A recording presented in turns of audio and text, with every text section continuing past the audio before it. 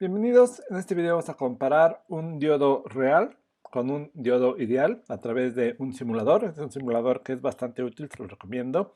Lo pueden encontrar en línea, no es necesario que descarguen nada en su computadora, simplemente tienen que crear una cuenta y pueden simular una gran variedad de circuitos electrónicos. El nombre del sitio es circuitlab.com, lo pueden encontrar muy fácilmente.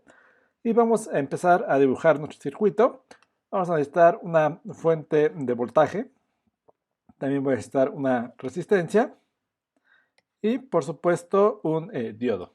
Entonces voy a colocar mi diodo en esta posición. Con la letra R de su teclado, ustedes lo pueden rotar. Voy a rotarlo en la dirección en la que va a circular la corriente. Recuerden, la corriente siempre va a circular de zonas de alto voltaje a zonas de bajo potencial.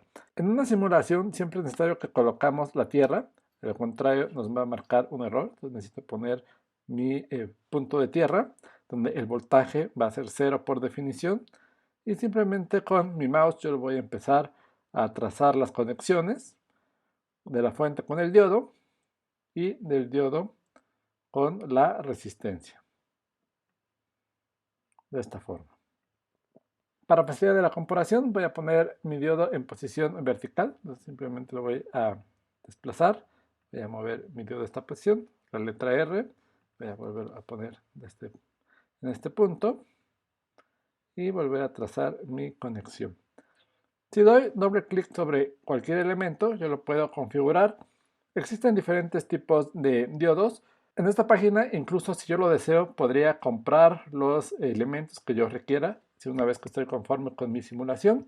En este caso voy a utilizar uno de los diodos más comunes, que es el IN4001, y automáticamente aparecen los detalles de la configuración, la corriente de saturación, la resistencia, la capacitancia, etc. Voy a cerrar este menú.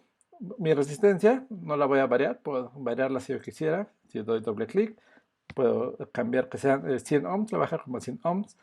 Y mi fuente, en este caso, yo voy a hacer un barrido en DC, es decir, yo voy a probar diferentes valores y les voy a ir graficando. Para ello, voy a presionar este botón en la parte inferior que dice simular y voy a ir a la opción de barrido en DC o barrido en corriente directa.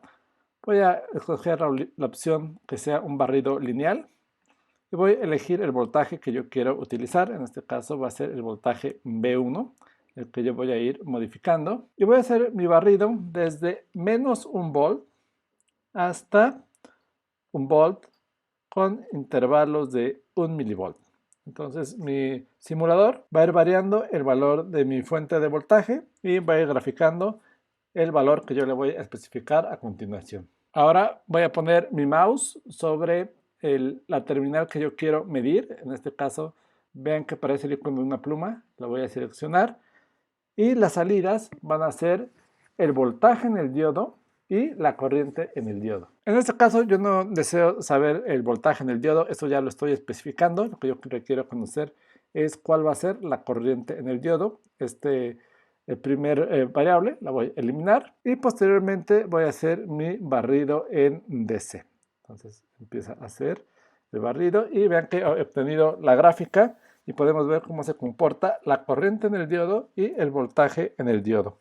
Entonces va a variar desde menos 1 volt hasta 1 volt. Vean que para voltajes negativos la corriente no va a ser 0, pues va a ser muy pequeñita, no se alcanza a distinguir en la gráfica por la escala. Y vemos que a partir de cierto voltaje, que es alrededor de 0.5 volts, vamos a ver esta transición. A este punto que les estoy señalando, algunos libros lo refieren como el voltaje de rodilla, debido a que toma la forma similar a la de una rodilla.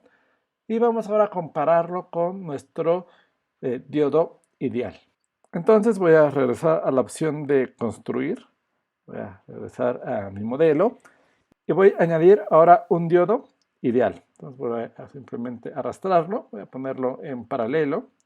Y una vez más voy a colocar una resistencia también de 100 voltios. Voy a hacer las conexiones correspondientes. Yo pude haber dibujado esto como dos circuitos independientes. Debido a que es una fuente simulada, yo puedo tener tanta corriente como yo desee, aunque en este caso las corrientes son relativamente pequeñas, por lo que yo lo puedo manejar de esta forma sin ningún problema. Y ahora voy a ver los parámetros que aparecen. Entonces se va a encender a los 0 voltios, es decir, este voltaje de rodilla que acabamos de ver hace un momento, ahora debería de aparecer en los 0 voltios porque es un diodo ideal. Voy a regresar a mi opción de simular y voy a agregar una expresión.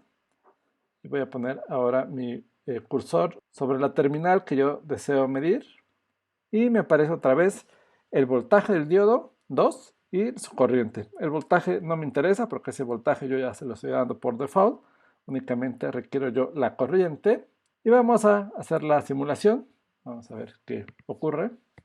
Y vean que ahora el diodo se va a encender o va a permitir el flujo de la corriente hacia mi resistencia. Vean que esta pendiente que ustedes ven en este caso, debido a que tenemos un diodo ideal, va a estar directamente relacionada con la resistencia de 100 ohms que yo coloqué por la ley de Ohm, por lo que vemos que si tenemos un voltaje de 200 milivolts, dividimos esto entre 100 ohms, simplemente tendríamos 2 miliamperes. Entonces esta pendiente va a estar dada por la resistencia que yo coloqué de 100 ohms. Vamos ahora a tratar de modificar nuestro circuito para aproximar mi diodo ideal a mi diodo real. Vean que están desfasados. Entonces voy a regresar a mi menú de construcción y voy a dar doble clic en mi diodo ideal. Ahora yo voy a establecer que mi voltaje de encendido va a ser 0.7, que va a corresponder a mi voltaje de rodilla. Vamos a cerrar esto. Vamos a regresar a mi menú de simulación y una vez más voy a correr mi simulación. Vean que se aproxima mejor la curva en color naranja que corresponde al diodo ideal con la curva en color azul que corresponde al diodo real. Vamos a ver qué pasa si ahora aumentamos el voltaje. Tenemos voltaje mayor, vamos a ir a los 2 volts. Vamos a realizar la simulación de nuevo. Y vean que cuando tenemos voltajes cada vez mayores, las dos curvas se van a acercar mucho más. Les recomiendo que visiten este sitio y puedan comprobar sus tareas a través de una simulación de manera muy sencilla.